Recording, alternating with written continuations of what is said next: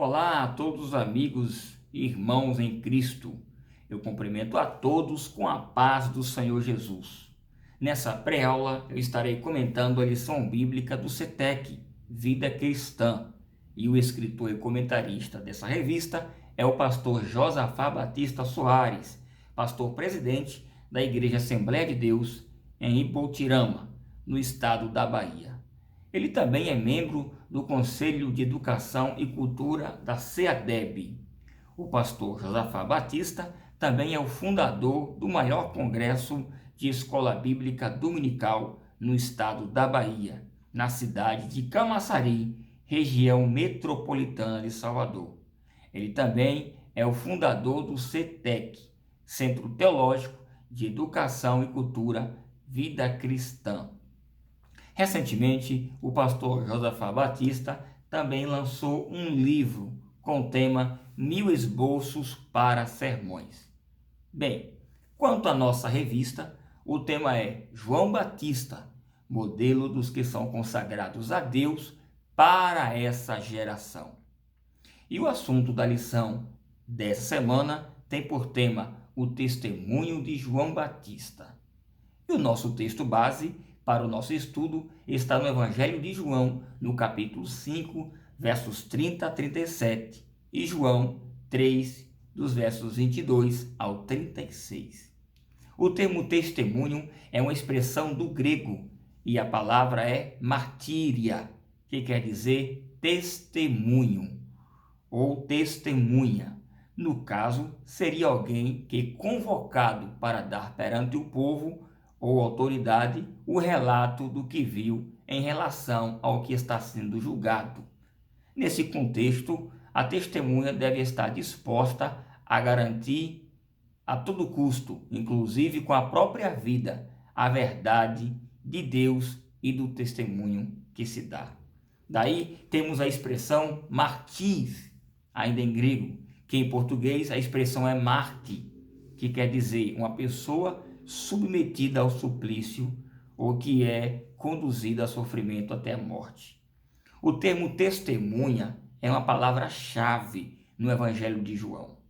Ela aparece mais de 50 vezes.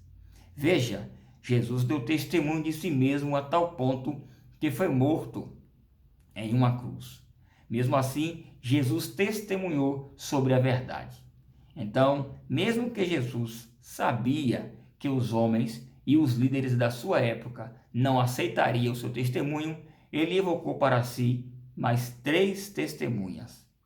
Isso porque na lei do Antigo Testamento se exigia que o depoimento de 2 ou 3 testemunhas fosse apresentado, conforme está em Números capítulo 35 e o verso 30, e em Deuteronômio capítulo 17 e o verso 6. Então, a primeira testemunha foi João Batista, o qual os líderes religiosos já haviam interrogado detalhadamente. Isso porque João Batista sabia que Jesus era o Filho de Deus, sabia quem Jesus era. Então, uma vez que o próprio João já tinha declarado, como ele disse, eis o Cordeiro de Deus que tira o pecado do mundo, lá no verso 35, Jesus chama João Batista de lâmpada e diz que essa lâmpada ardia e alumiava. Jesus tem noção de que João Batista tem bastante conhecimento acerca da sua pessoa. A segunda testemunha de Jesus foram os seus próprios milagres. Jesus deixou claro que as suas obras eram as obras de seu Pai. Veja João capítulo 5, verso 17 ao verso 20. E até um mestre da lei, chamado Nicodemos, reconhece que os milagres de Jesus o qualificava como alguém vindo da parte de Deus.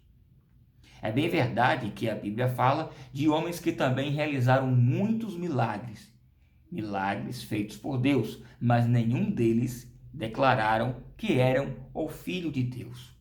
Mas no caso de Jesus, não somente as obras poderosas, milagrosas, mas também uma vida irrepreensível corroboraram com as suas declarações.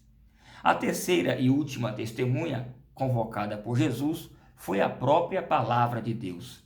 Veja a expressão do versículo 32 do capítulo 5 do nosso texto base. E assim está escrito: há outro que testifica de mim, e sei que o testemunho que ele dá de mim é verdadeiro. Veja, quem é este que testifica de Jesus e que é verdadeiro? Quem é este outro que Jesus está se referindo? Ora, é o próprio Deus.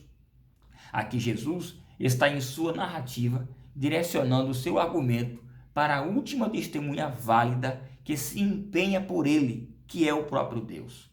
E Jesus pode fazer esse tipo de declaração.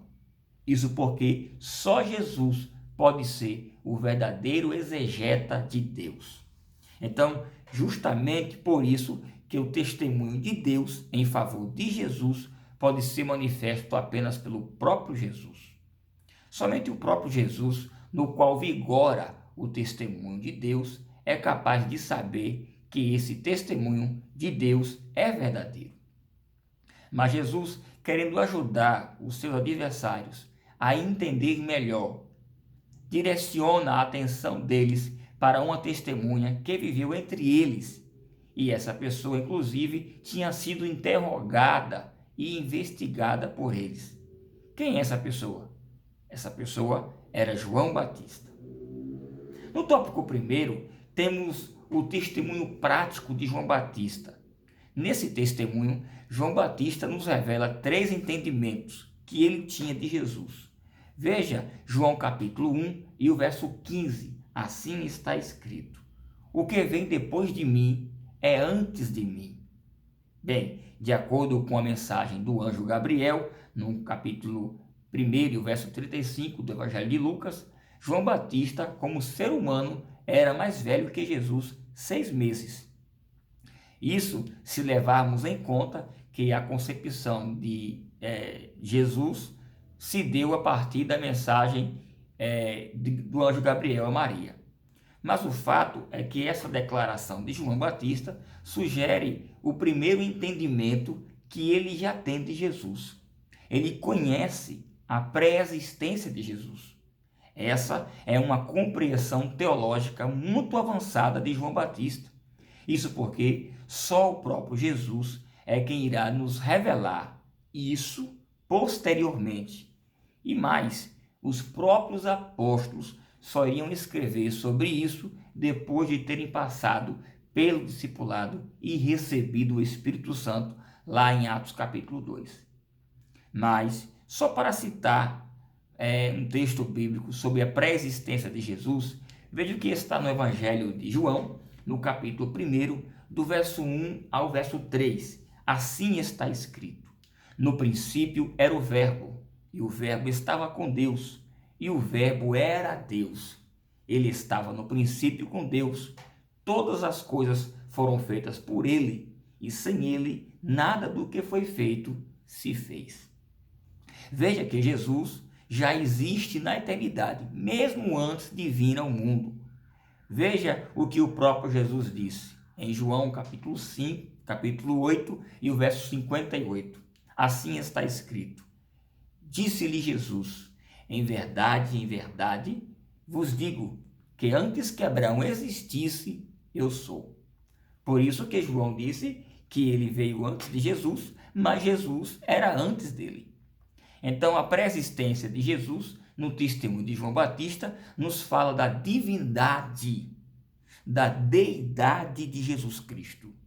E aqui, João já nos explica o seu segundo entendimento que ele tinha de Jesus. Veja o que está escrito em João, Evangelho de João, capítulo 1 e o verso 27. Assim está escrito: do qual eu não sou digno de desatar a correia das suas alparcas. João Batista aqui, com essa expressão, não está se valendo de uma falsa modéstia, também não é uma hipérbole. João, nessa frase, está reconhecendo o senhorio de Cristo, está reconhecendo ele como Deus. Na verdade, João Batista é uma das 6 pessoas mencionadas pelo Evangelho de João que falam que Jesus é Deus. E dessas 6 pessoas, João é a primeira delas. As outras foram Natanael, no capítulo 1, versículo 49 do Evangelho de João. A segunda foi Pedro, também em João, capítulo 6, verso 9. O terceiro, o homem cego, que foi curado, João 9, 35, 38. Marta e Tomé, com João Batista, 6. Então, 6 pessoas tiveram um entendimento acerca de Jesus por causa da iluminação do Espírito Santo, principalmente a confissão de Pedro. O terceiro entendimento do testemunho de João Batista sobre Jesus é de que ele é o único Salvador. Veja o que ele diz em João capítulo 1 e o verso 29. Assim está escrito: Eis o Cordeiro de Deus que tira o pecado do mundo. Para você entender essa fala de João Batista, preste bem atenção aqui. Na Páscoa judaica, cada família deveria ter um cordeiro. E ao longo do ano, 2 cordeiros eram sacrificados no altar do templo diariamente. Além disso, ainda tínhamos aqui os cordeiros que também eram oferecidos como sacrifícios pessoais que as pessoas traziam todos os dias quando pecavam. Estes cordeiros eram entregues por homens, mas no entendimento de João Batista, Jesus é o Cordeiro de Deus dado pelo próprio Deus aos homens. Se no Cordeiro dos judeus eram os judeus que entregavam a outros judeus, no caso a um sacerdote, no Cordeiro de João, João entende que Jesus é o Cordeiro de Deus, entregue pelo próprio Deus aos homens. E mais, com um detalhe, os outros cordeiros não podiam remover os pecados, mas o Cordeiro de Deus pode. Além disso, os cordeiros oferecidos pelos judeus eram para os judeus, mas o cordeiro oferecido por Deus foi para o mundo inteiro. E aqui, mais uma vez, percebemos como João estava avançado em seu entendimento sobre Jesus. No subtópico 2, nós temos a presença da Trindade no testemunho de João Batista. Vejam o texto de Mateus, capítulo 3, e o verso 16 e o verso 17. Assim está escrito: E sendo Jesus batizado, subiu logo da água, e eis que lhe abriram os céus, e viu o Espírito de Deus descendo como pomba, e vindo sobre ele. E eis que uma voz dos céus dizia: Este é meu Filho amado, em quem me comprazo. Temos aqui a atuação da Trindade Santa. João Batista se apresenta como um enviado de Deus. E Deus falou para ele que o sinal que confirmaria o Filho de Deus seria aquele em que ele visse o Espírito Santo descer. Veja o que o próprio João Batista disse no Evangelho de João, no capítulo 1, verso 32 ao 34. Assim está escrito: E João testificou, dizendo: Eu vi o Espírito descer do céu como uma pomba e repousar sobre ele.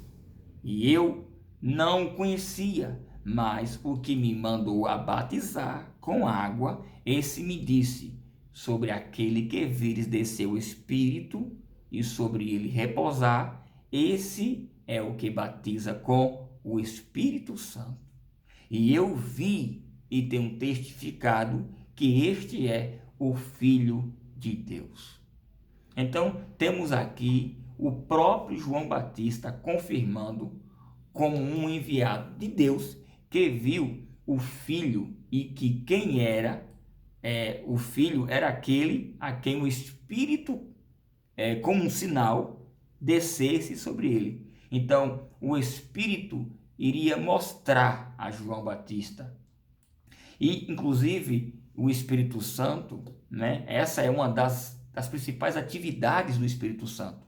Revelar Jesus à igreja por meio das Escrituras. Glorificar Jesus por meio da igreja. E o que é a Trindade? Bem, fazendo um resumo raso aqui dessa tão grande doutrina, a palavra Trindade não está na Bíblia, mas é uma palavra que foi usada pela primeira vez por Tertuliano, um dos primeiros apologistas cristãos. A palavra Trindade é um termo teológico que é sustentado pela Bíblia. No Antigo Testamento, a Trindade, você pode ver a Trindade no próprio nome de Deus. Por exemplo, a palavra Elohim é um substantivo plural, muito embora Elohim se refira apenas a uma pessoa. Em Gênesis 1, versículo 26, assim está escrito: E disse Deus, façamos o homem à nossa imagem, conforme a nossa semelhança. Nesse texto, Deus não fala consigo mesmo, mas pressupõe-se que ele fala com mais alguém capaz de compartilhar com ele a obra da criação. Vou citar só mais um texto bíblico que está no Evangelho, está na primeira epístola do apóstolo João, no capítulo 5 e o verso 8. Assim está escrito: E 3 são os que testificam na terra, o Espírito e a água e o sangue, e estes 3 concordam num. Embora sabemos que este texto comprovadamente não consta dos originais mais antigos do Novo Testamento, mas ele nos revela que havia um entendimento em comum da igreja primitiva quanto à Trindade Santa. O fato é que nós cremos que cada uma das 3 pessoas da Trindade é Deus, e sendo iguais em autoridade, glória e poder. As testemunhas de Jeová dizem que o Espírito Santo, é apenas uma força ativa de Deus. Mas a Bíblia está repleta de passagens que apresentam o Espírito Santo como uma pessoa que fala, que se entristece, que dá orientações, que tem sentimentos. Inclusive, os apóstolos reconhecem o Espírito Santo como Deus. Veja Atos 5, 3, verso 2, Corinto 3, versículo 17, no caso 1 Corinto. E também os mesmos atributos que a Bíblia atribui ao Pai, atribui ao Filho e atribui ao Espírito Santo.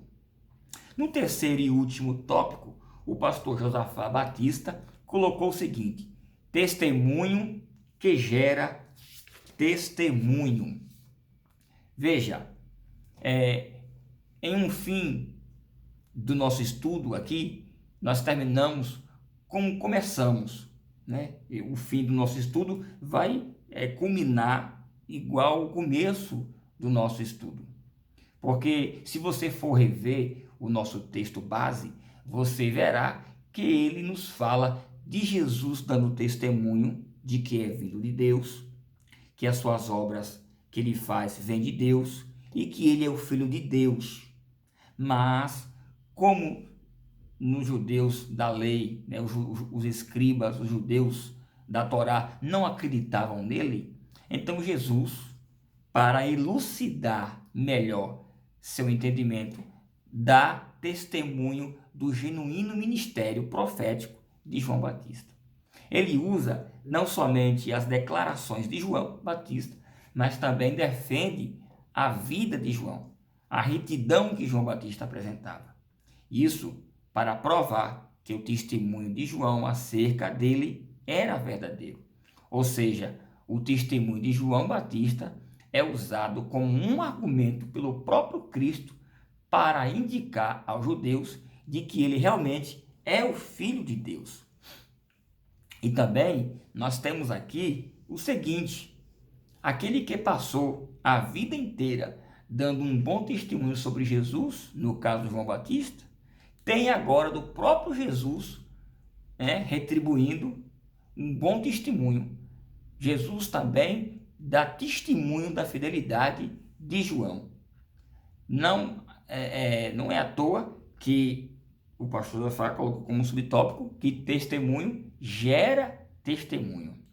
Mas o próprio Jesus aqui reconhece a fidelidade de João diante dos homens.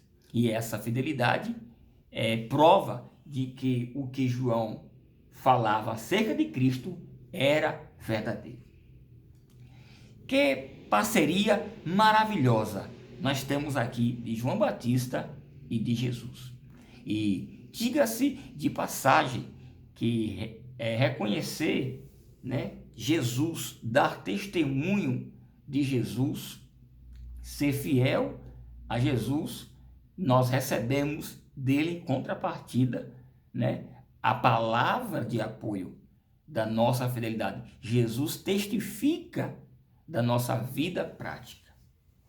O autor da lição ainda nos dá como exemplo casos de pessoas que foram fiéis e que Deus também testificou sobre a sua fidelidade, como como Jó, como Abraão, como o rei Davi e como o profeta Daniel. Inclusive, quando o anjo Gabriel vem falar com Daniel, ele diz para Daniel que Daniel era um homem muito amado, muito desejado, por causa da conduta do profeta Daniel. Diante disso, a pergunta que não quer calar é a seguinte: qual o testemunho de cristão que você vem apresentando para que o próprio Deus possa em seguida retribuir testificando?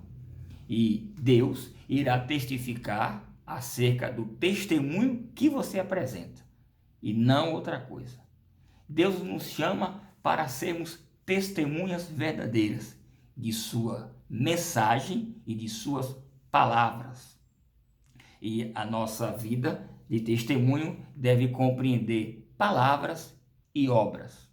Eu encerro citando Atos dos Apóstolos, capítulo 1 e o verso 8. Assim está escrito: mas recebereis poder do Espírito Santo, que há de vir sobre vós, e ser-me-eis testemunhas, tanto em Jerusalém como em toda a Judéia e Samaria, e até aos confins da terra. Essa é uma lição maravilhosa que devemos aplicar à nossa vida cristã. Que Deus te abençoe muito e, se Deus nos permitir, até a próxima aula.